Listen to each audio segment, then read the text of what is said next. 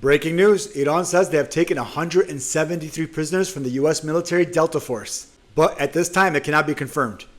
And the USA is denying it even happened. But according to Iran, the United States tried a military landing that ended in a catastrophic failure, and they were surrounded by IRGC fighters who then took them as prisoners. As I said, we'll wait for further confirmation. Also, the regime change that Trump ordered has been finalized. They replaced Khamenei with Khamenei, the son of the previous supreme leader who was murdered by Israel and the USA. So now with Trump's and Netanyahu's grand plan, they replaced the leader with a new one whose father, mother, sister, wife, child, and in-laws were all murdered in the strike on Ali Khamenei. I wonder what kind of repercussions that might bring and if he will show any tolerance to American and Israeli goals. I doubt it. Last night, he made it rain in Tel Aviv and Haifa with a bombardment I have never seen before in Israel, causing major damage. Foreign Minister of Iran, Araghchi, was interviewed by NBC News today, and when asked about a ceasefire, he said, "We are not looking for a temporary ceasefire so they can reload and rearm.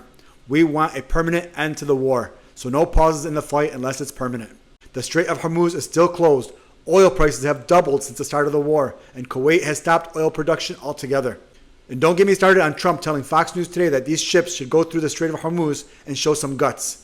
There's nothing to be afraid of. Tell Trump to go on those ships and guide them, as if a civilian wants to risk their life to ship oil for big corporations. And you know what? Why don't those CEOs go on those ships? Israelis are still in shelters, but they are not dancing anymore. I wonder why. And Lindsey Graham was on Fox News yesterday and said about Iran, and I quote, "You just wait and see what comes in the next 2 weeks. We're going to blow the hell out of these people. This guy and our country are straight up warmongers and mass murderers." Again, this sounds like a nuclear threat coming from the West. First, we had Netanyahu saying everyone will die. Now Lindsey Graham telling us this. And then I read today that America deployed a plane they call the Doomsday Plane to the Middle East. The plane serves as an airborne command and communication relay designed for nuclear war. Why is he sending this there? You tell me. Stay tuned for more updates.